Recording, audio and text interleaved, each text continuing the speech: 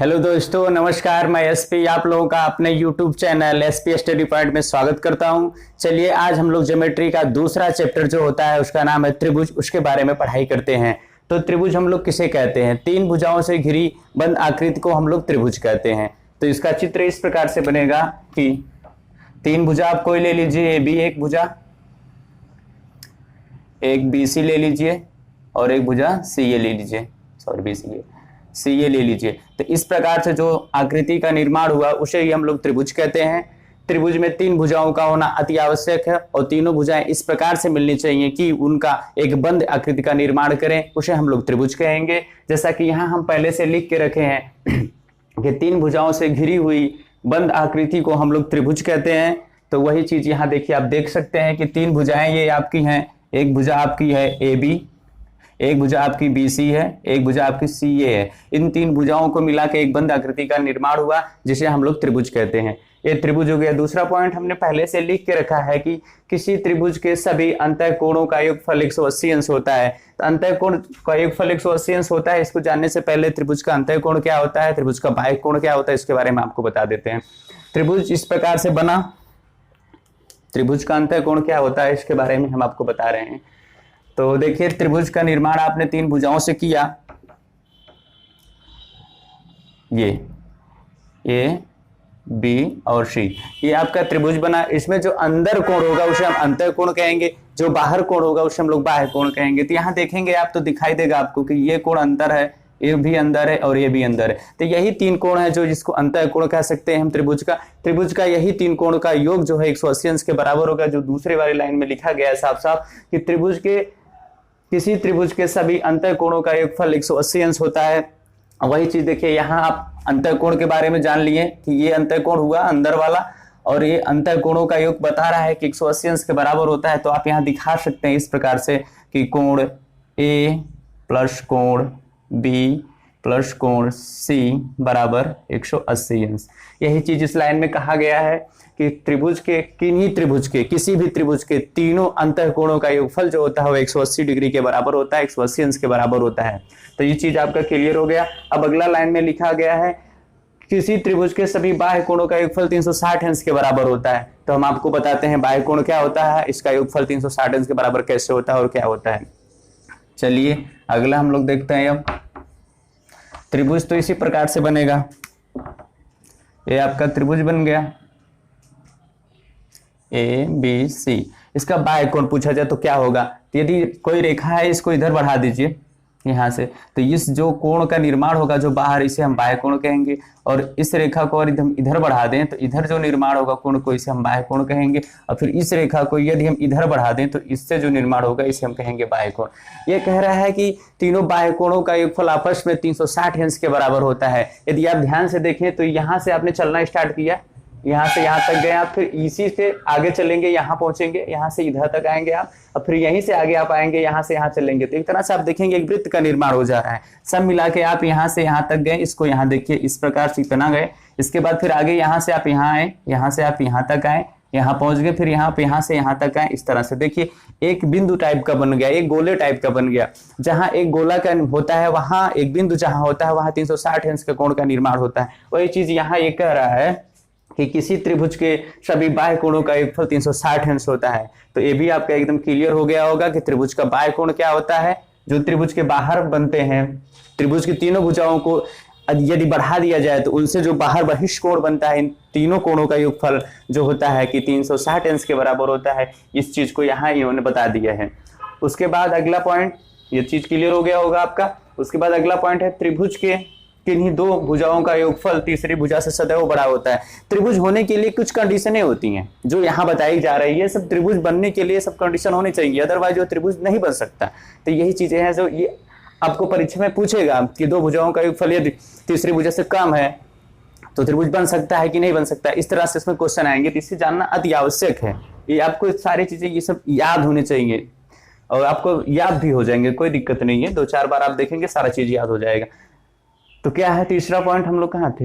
हाँ, चौथे पॉइंट पे थे कि किसी त्रिभुज के किन्हीं दो भुजाओं का योगफल तीसरी भुजा से बड़ा होता है। यदि हम इस प्रकार से देखें, एक कोण एक बनाए त्रिभुज हम बनाए यहाँ पर, इस प्रकार से थोड़ा ठीक ठाक बना दें। इस प्रकार से आपका एक त्रिभुज बन जाए ए बी सी।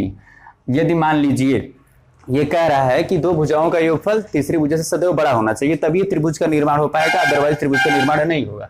तो यहाँ यदि हम मान लें, इसको हम 2 मान लें, इसको हम 3 मान लें, इसको हम 2 मान लें, इसको हम 3 मान लें, इसको हम आपस में यदि जोड़ें, इसको हम आपस में यदि दो भुजाओं को जोड़ेंगे तो इनका योगफल जो आएगा हमेशा तीसरी भुजा से बड़ा आएगा। देखिए यदि हम 2 और 3 को जोड़ते हैं आपस में तो 2 और 3 मिलके 5 होगा, और ये जो तीसरी भुजा से बड़ा है कि नहीं 5 है, इसका नियम जो इसमें लिखा गया है उसको फॉलो किया। फिर यदि हम इसको जोड़ें 6 होगा, 2 और 4 को जोड़ेंगे यदि हम तो ये 6 होगा, फिर भी ये देखिए 3 से बड़ा है।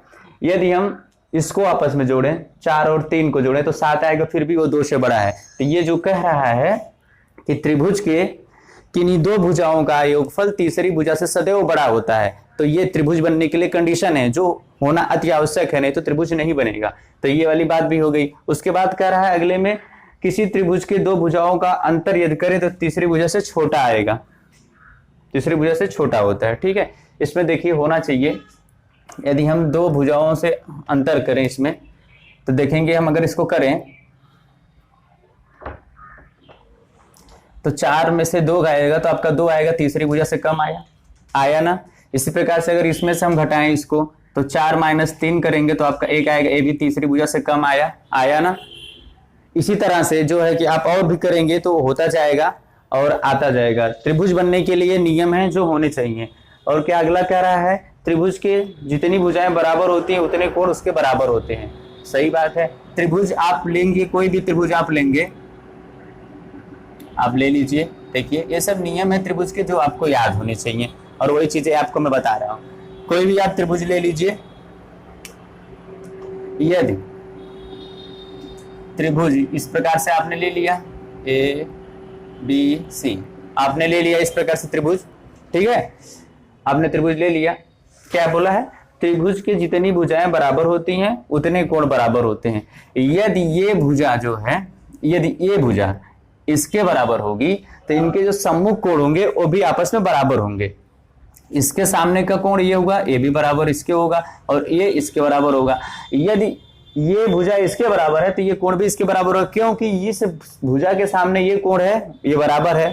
तो ये भुजा जब इसके बराबर हो जाएगी तो ये वाला कोण भी तो इसके बराबर हो जाएगा। वही चीज ये कह रहा है कि जितने त्रिभुज की जितनी भुजाएं बराबर होंगी उसके उतने कोण भी बराबर होंगे। यदि इसको हम कहते कि ये वाली भी भुजा इन दोनों भुजाओं के बराबर है तो ये जितना कोण, ये जितना कोण, इतना ये भी कोण हो जाएगा।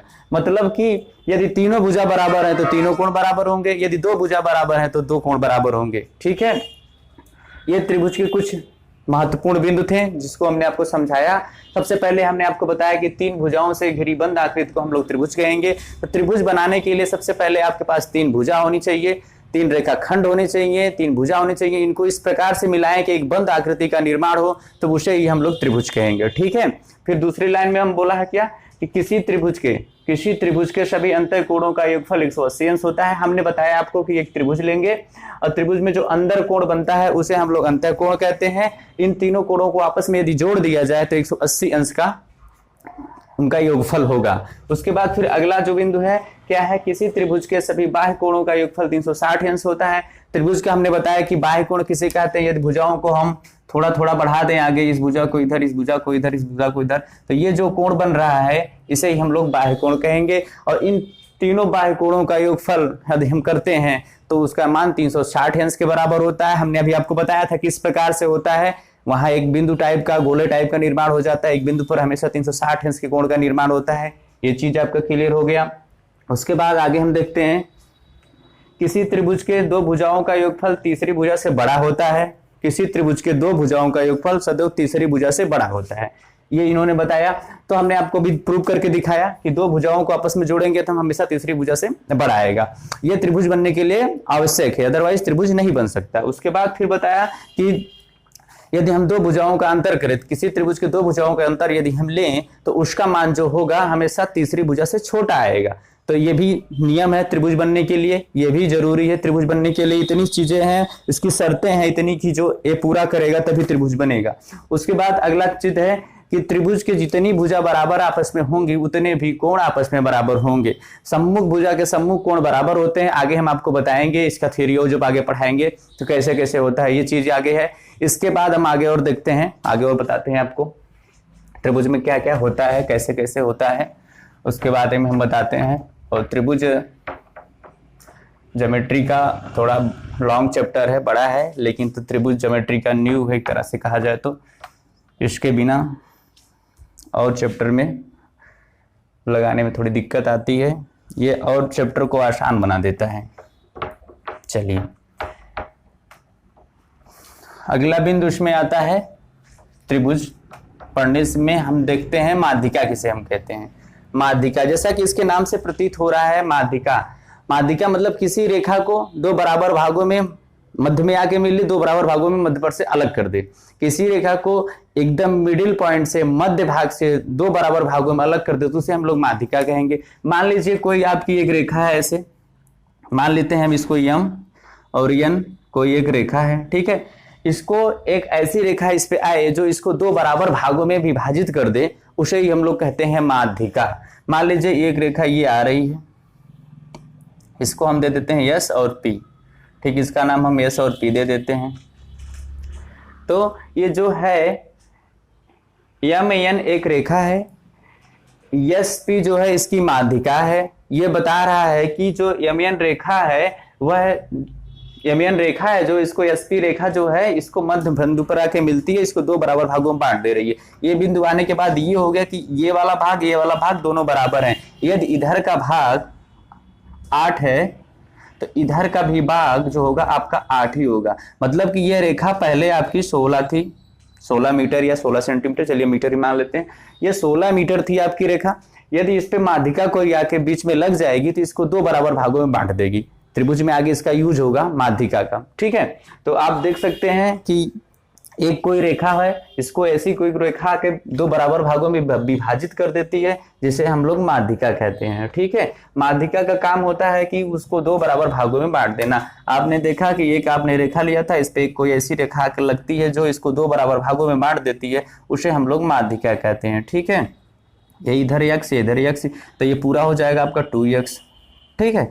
ये हो गया आपका माध्यिका। माध्यिका के बाद अगला चीज आता है आपका लंब। हम लोग लंब किसे कहते हैं, लंब रेखा या किसे कहते हैं, लंब बिंदु किसे कहते हैं। अगला आता है आपका लंब। तो हम आपको लंब के बारे में पढ़ा देते हैं।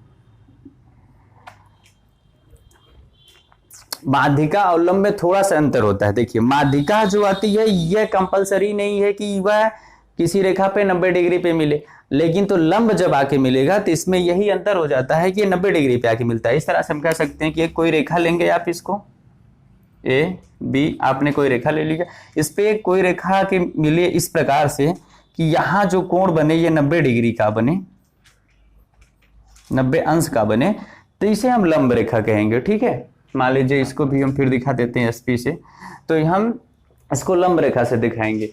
मतलब इसको आप मैथमेटिकल भाषा में लिखेंगे एसपी लंब, ये लंब का जो होता है चिन्ह होता है एसपी लंब ए बी, मतलब एसपी लंब है ए बी पर, मतलब ऐसी रेखा जो आकर लंबवत किसी दूसरी रेखा पे मिलती है उसे हम लोग लंब रेखा कहते हैं, ठीक है। ये चीज आपको समझ में आ गया होगा। चलिए एक बार और हम बताने की कोशिश आपको करते हैं। ऐसे आपने कोई रेखा लिया और ये जो है आके रेखा इस पर एक आके इस प्रकार से मिले कि यहाँ 90 डिग्री का कोण का निर्माण हो, यहाँ होगा तो इधर भी होगा, श्योर सी बात है, क्योंकि एक रेखा पे एक तरफ जो होता है कि 180 अंश का कोण बनता है। तो अगर इसको कोई रेखा अगर लंबवत उस पर लगे तो एक तरफ 90 डिग्री का बने तो दूसरी तरफ भी 90 डिग्री का बनेगा। तो ये मिला के आपका लंब हो गया। लंब किसे कहते हैं, किस प्रकार से लंब होता है, किस प्रकार से बनता है, हमने आपको बता दिया। ये लंब हो गया और माध्यिका हो गई। अब इसके बाद हम आगे पढ़ेंगे त्रिभुज के प्रकार, ठीक है।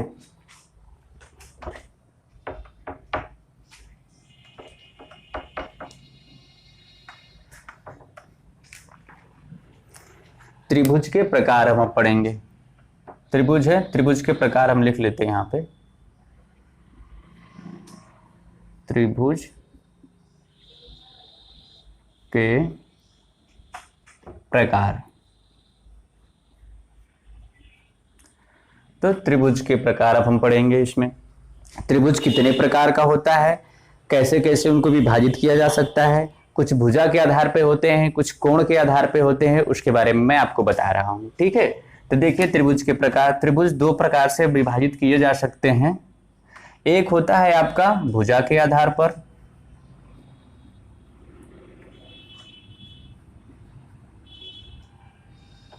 भुजा के आधार पर, और दूसरा आपका होता है जो वो कोण के आधार पर होता है।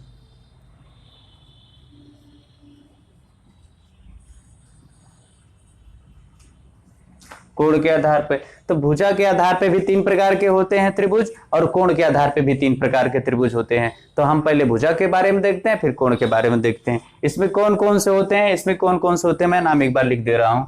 इसमें जो भुजा के आधार पर होता है, सबसे पहले आता है समबाहु त्रिभुज, जिसकी सारी भुजाएं बराबर, उसे समबाहु त्रिभुज हम कहेंगे।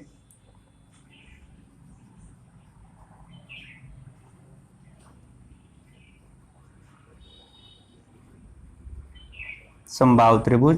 उसके बाद नंबर 2 आता है समद्विबाहु त्रिभुज, जिसकी वैसा त्रिभुज जिसकी दो ही भुजाएं केवल बराबर हो, उसे हम लोग कहेंगे समद्विबाहु त्रिभुज।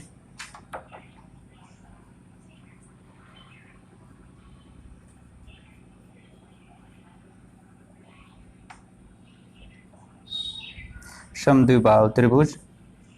उसके बाद हम कहेंगे अगला जो होता है विषमबाहु त्रिभुज, जिसकी कोई भी भुजा बराबर ना हो, उसे हम लोग कहेंगे विषमबाहु त्रिभुज। तो अगला होता है इसमें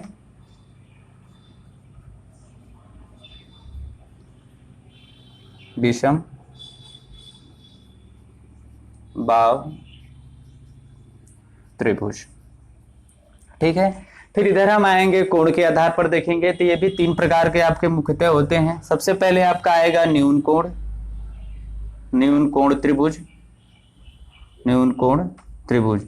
न्यून कोण त्रिभुज उसे कहते हैं जिस त्रिभुज के सभी कोण जो होते हैं, उसका किसी भी त्रिभुज के, ऐसा त्रिभुज जिसका किसी कोई भी एक कोण 90 डिग्री ना हो, सारे उसके जितने भी कोण हैं तीनों वह 90 डिग्री से कम हो, उसे हम लोग कहेंगे न्यून कोण त्रिभुज। कोण के आधार पे भी चल रहे हैं। उसके बाद दूसरा आता है आपका समकोण त्रिभुज, समकोण त्रिभुज।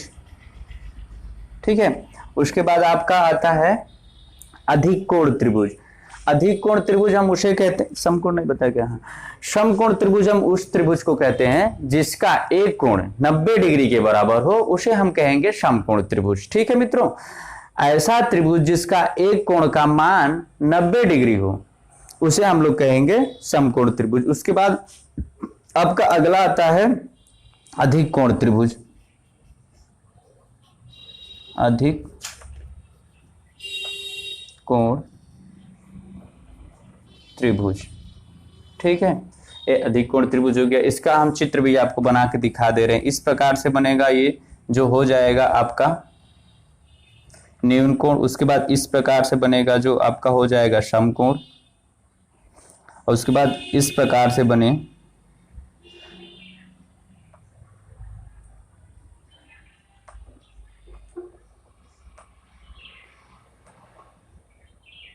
इस प्रकार से आपका बने, तो ये हो जाएगा आपका अधिक कोण त्रिभुज। इसमें आप देखेंगे तो इस प्रकार से बनेगा समबाहु त्रिभुज, ये दिखा रहा है कि तीनों भुजा बराबर है। उसके बाद इसमें देखेंगे आप तो इस प्रकार से बनेगा, ये दिखा रहा है कि दो भुजा बराबर है, जिस पे लगा है वो दो भुजा बराबर है। आपका विषमबाहु त्रिभुज ये दिखा रहा है कि कोई भी भुजा बराबर नहीं है, तीनों अलग अलग रेंज की हैं। ठीक है, इसका आप शॉर्ट स्केल ले लीजिए। आगे फिर हम बढ़ते हैं, एक एक के बारे में हम बताते हैं। पहले इसका हम 2D जो होता है उसके बारे में हम बता दे रहे हैं, उसके बाद फिर हम आगे 3D के बारे में बताएंगे। 2D में मतलब क्षेत्रफल, उसका परिमाप कैसे निकलता है, उसकी त्रिज्या कैसे निकलती है, उसके अंतर त्रिज्या क्या होती है, बाह्य त्रिज्या क्या होती है, इसके बारे में बता देता हूँ। फिर अगली वीडियो जो बनाएंगे तो उसमें हम आपको बता देंगे और चीजों के बारे में। ठीक है, तो ये देखिए आपका ये हो गया होगा। तो आगे अब ये हो गया, हमने देखा त्रिभुज के प्रकार। त्रिभुज के प्रकार दो प्रकार के मुख्यतः विभाजित किया जा सकता है। सबसे पहले हमने लिया भुजा के आधार पर, फिर हमने कोण के आधार पर लिया।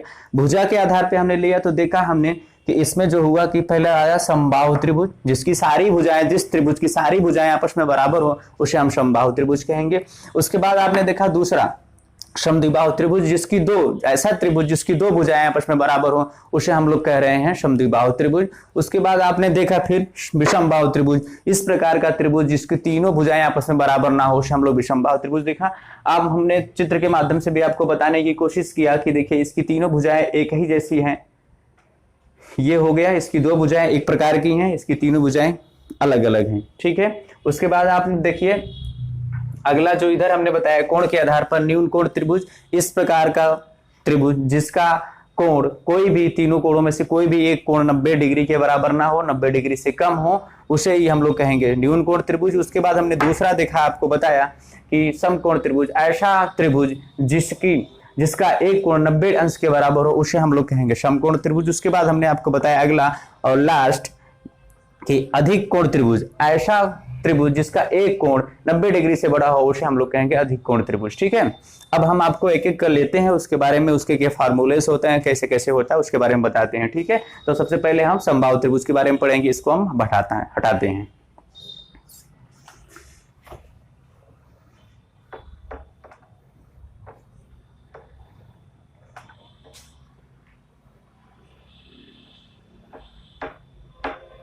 तो हम देखेंगे सबसे पहले समबाहु त्रिभुज के बारे में। समबाहु त्रिभुज यहां हम देखते हैं समबाहु त्रिभुज, ठीक है। समबाहु त्रिभुज, समबाहु त्रिभुज हम किसे कहेंगे? तभी हमने आपको बताया कि इस प्रकार का कोई त्रिभुज जिसकी सारी भुजाएं आपस में बराबर हों उसे हम कहेंगे समबाहु त्रिभुज, ठीक है। तो देखिए यदि हम इसकी ये भुजा x मीटर दिखाएं यहाँ से यहाँ तक, तो ये भी भुजा आपकी x मीटर ही रहेगी और यह भी भुजा आपकी x मीटर ही रहेगी। इस प्रकार से यह समबाहु त्रिभुज हुआ। ऐसा त्रिभुज जिसके तीनों भुजाएं आपस में बराबर हो उसे हम समबाहु त्रिभुज कहेंगे। आपने इस प्रकार से इसका चित्र देखा, ठीक है। उसके बाद इस पे आता है कि इसका क्षेत्रफल क्या होता है, उसका फार्मूला क्या होता है, इसका परिमाप क्या होता है, इसके अंतर्वृत्त की त्रिज्या का क्या फार्मूला होता है, उसके बाद इसके बाह्यवृत्त की त्रिज्या का क्या फार्मूला होता है। 2D में इतना ही चीज हम पढ़ते हैं, एक एक का हम बारी बारी से आपको बताते हैं।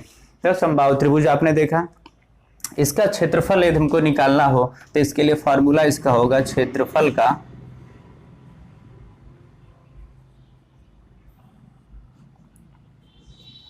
क्षेत्रफल का फार्मूला होगा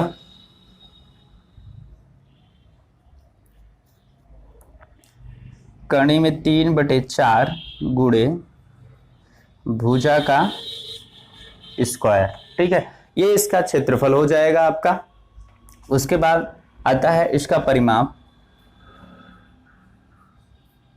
तो परिमाप किसे कहते हैं आप जानते ही होंगे कि बाउंड्री लाइन जो होती है, चाहे वो वृत्त हो चाहे वो किसी प्रकार की आकृति हो, उसके चारों तरफ जो उसका बाउंड्री होता है उसी को आपस में जोड़ लेते हैं तो परिमाप में पता चल जाता है। जैसे कि अब यहाँ से हम स्टार्ट करें, यहाँ से ऐसे ऐसे चलें, इस प्रकार से यहाँ तक पहुँचे, फिर यहाँ से चलना स्टार्ट करें और इस प्रकार से यहाँ तक पहुँचे, और उसी प्रकार फिर आगे चले हम तो यहाँ से स्टार्ट करके यहाँ तक पहुँचे। तो आप देख रहे होंगे कि यहाँ से हमने चलना स्टार्ट किया, इस तरह से घूम के फिर हम यहाँ आगे, यह चलने में जितना दूरी तय की हम उसी को हम लोग परिमाप कहते हैं। तो परिमाप उसकी परिधि होती है।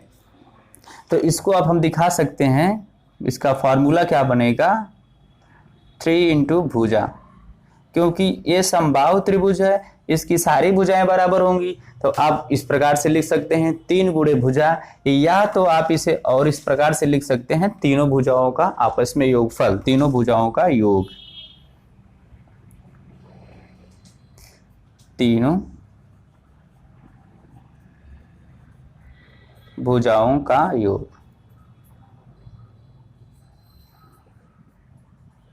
योगफल, ठीक है।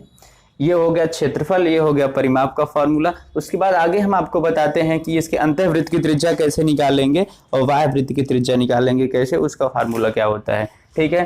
तो यहाँ हम आपको बता रहे हैं अंतःवृत्त की त्रिज्या।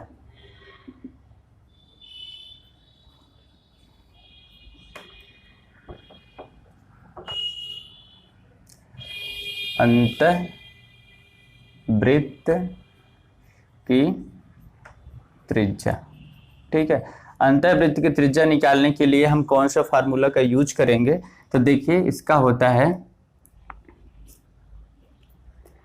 भुजा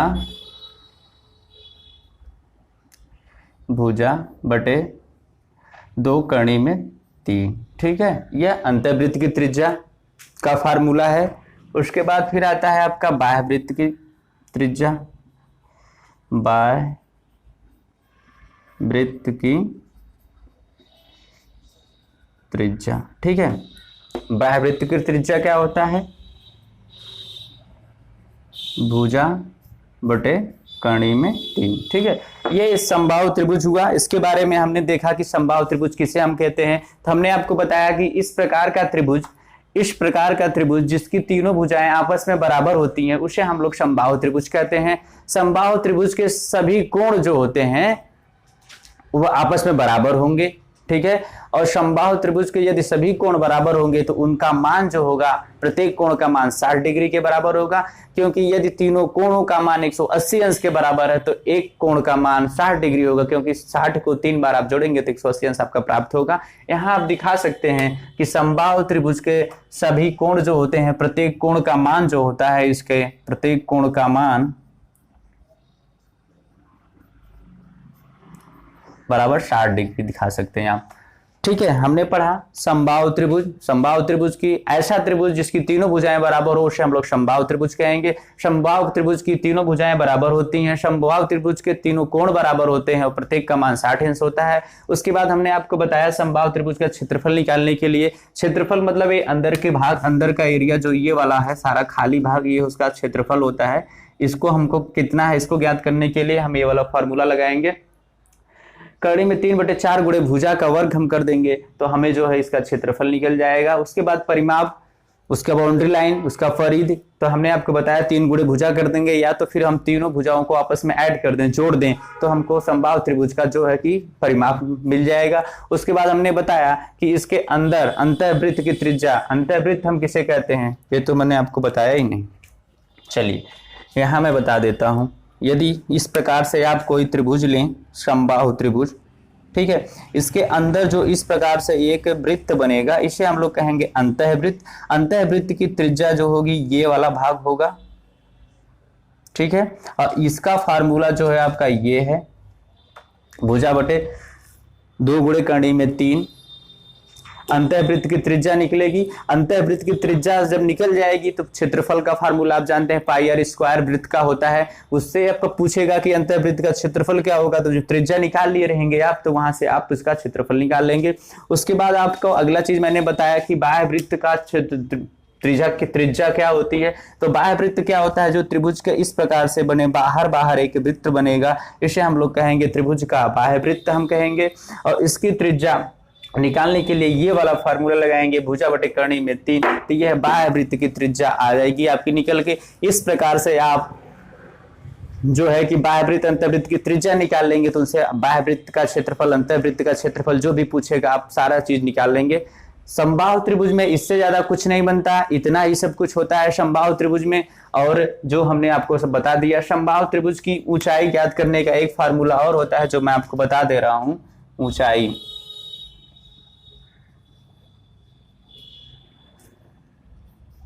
कड़ी में 3 बटे भुजा, कड़ी में 3/2 गुणे भुजा, यह समबाहु त्रिभुज की ऊंचाई ज्ञात करने का फार्मूला होता है। कभी कभी परीक्षा में पूछ देता है कि समबाहु त्रिभुज की फला भुजाएं हैं, समबाहु त्रिभुज की एक ही भुजा होगी जो समान बराबर रहेंगी और उसकी ऊंचाई ज्ञात करिए, तो इस फार्मूले से आप निकाल लेंगे। तो इतना ही जो मेंसुरेशन में आएगा आपका 2D आकृति में जो आएगा समबाहु त्रिभुज, उसमें इतना ही चीजें होता है जो मैंने आपको बता दिया। हम आशा करते हैं कि आपको ये बताया हुआ सारा चीज क्लियर हो गया होगा। आप 1-2 बार वीडियो देखिएगा, घबराइएगा मत, 1-2-3 बार में आपको सारी चीजें याद हो जाएंगी और आप इसके जितने भी सवाल बनेंगे सारे आप सॉल्व करने लायक हो जाएंगे। ठीक है दोस्तों, यदि मेरा पढ़ाया हुआ आप लोगों को अच्छा लग रहा हो तो आप सबसे पहले कमेंट करिए, लाइक करिए और अपने दोस्तों के साथ इस वीडियो को शेयर करिए। ठीक है मित्रों, अब मिलते हैं अगले वीडियो में, क्योंकि ये वीडियो ज़्यादा बड़ा हो जा रहा है। अगले वीडियो में मिलते हैं और इसके आगे जो चीज़ें बची हैं उसको हम पढ़ाते हैं। ठीक है, थैंक यू।